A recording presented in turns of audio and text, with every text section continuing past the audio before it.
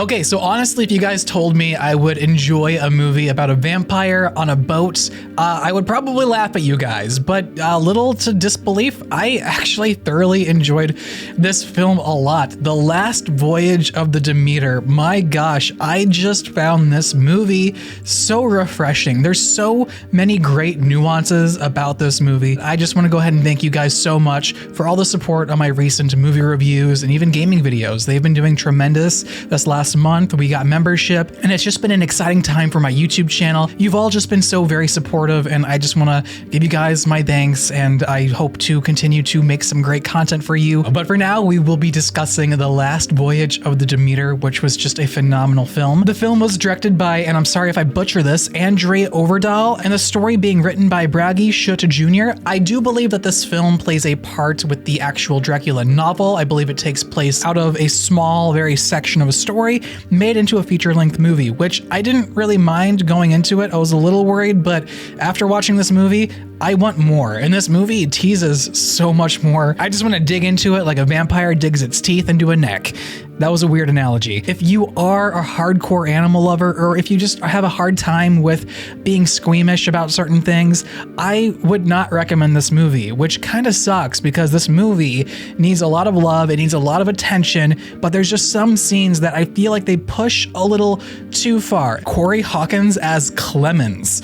What a phenomenal just role, a casting choice, the acting chops of this man, and just his whole story. I need to just see more of this man in this role doing this thing with Dracula. If I could see more of this content, which the movie kind of does set up something along those lines, I would absolutely love to see that. And of course, it's just fantastic to see Liam Cunningham in a role again outside of Game of Thrones. I mean, he actually pretty much did play Davos Seaworth in this film. He was a captain of a ship, Captain Elliot. Not only that, but they mentioned the Night's Watch a little here and there. And the main actor who plays the stowaway, she reminds me a lot of Emilia Clarke. So I feel like there's a lot of Game of Thrones references just kind of scattered throughout this film. So just as a very big nerd of Game of Thrones and everything that is A Song of Ice and Fire, I very much enjoyed that a lot. So The Last Voyage of the Demeter, what exactly is this film about? Well, to put simply, it's about Dracula on a boat. That's literally the plot. It's as simple as that. But what really drives this film are the characters that are presented into it, such as Clemens, such as Captain Elliot, and the whole crew. They all have such emotional ranges, which is very weird to say because there are a few more stoic-like characters in this movie, but if you really listen to what they say to one another, that is how you get to learn about these characters, because they build things up with foreshadowing in the most simplest of dialogue transactions that I've ever really noticed. It's more so like even on the level of Game of Thrones writing, where the smallest conversation actually equates to something big later down the line. And that's what I love about script writing, and why I believe the writers deserve to, not be on strike. They need to get, paid their well-deserved wages so we can get more movies like this. The biggest thing about this movie that just stood out to me was the visuals, the lighting mixed with the cinematography, mixed with some of the computer graphics. It all just merged seamlessly. Whenever you looked out into the ocean, it was magnificent. It was beautiful. It was serene. There was a shot of an oncoming storm heading towards the boat, and you're just looking out into the sea, and the camera slightly pans over, and you just see a few men on top of the sails trying to, I guess, furl it, get it down, just to prepare for the sudden storm. And that shot, as well as many other shots in this movie, they just stand out so well. They play with the depth of field magnificently, as well as the textures of the boat and the scene, the set itself.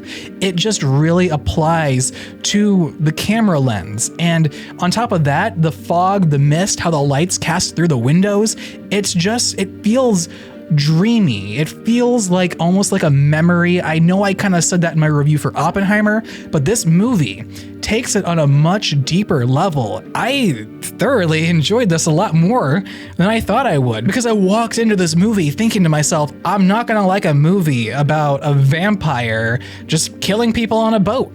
But look at me. Now I'm ready for Halloween. I'm just in full swing of the scary, spooky season. And now I want to go check out the A24 films. I want to review some older horror movies. Like, I am in the horror movie kind of phase after watching this movie. Now, with that being said, it's not so much horror as you might think. It has the undertones of horror. Yes, it's all about Dracula. It is there. It is present. However, this movie is more of a thriller, mystery. It almost kind of reminds me of the first Alien movie in a sense, and I didn't mind that at all, and it did its own twist. It did its own thing. Dracula has his own charisma that you just kind of go with, and it's like, okay, yeah, this is a lot more interesting than an alien that we can't see emote or do anything like that. And so being able to see Dracula just crack a smile or lick his lips in a weird way, it was refreshing to see this take on a demon that you're supposed to picture in your head, and then you actually do see it for like brief moments at a time.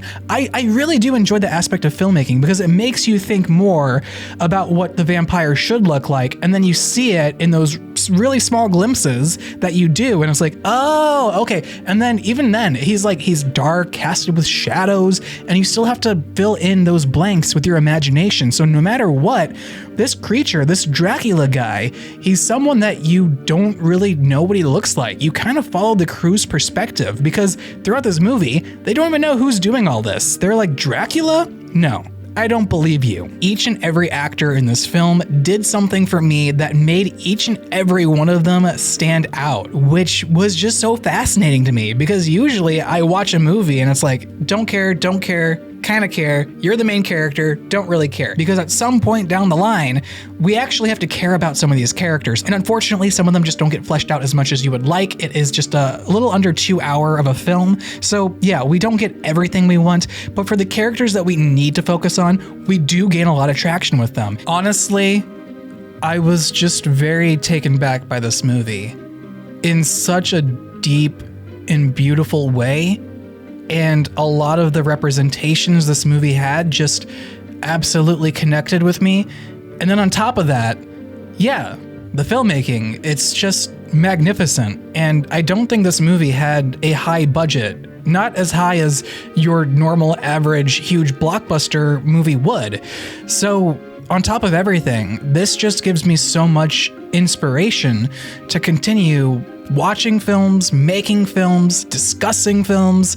And it just makes me think, yeah, we actually can have some good horror these days. It's not only just cheesy, bad, B horror rated movies. Like, we actually can have some genuine movies that make you care about these characters, that make you care about the story, and then actually make you want to stand up out of your seat and go, yeah, I want to see more of that. And I don't want to give away the ending for anyone, but my gosh, the ending of this movie, it just sets up something that you want to see come to fruition. You want to see it happen. You want to see, almost dare I say, a sequel or a TV show or even just some more, something to follow this movie up, because it leaves you salivating just for so much more. This movie was a drop in the bucket compared to what I think that these filmmakers can actually do long term. On top of that, still a really great, fantastic movie. If you guys enjoyed this review, be sure to leave a like and a comment down below. Also, if you guys want to watch some more movie reviews, be sure to check out this video or this video over here.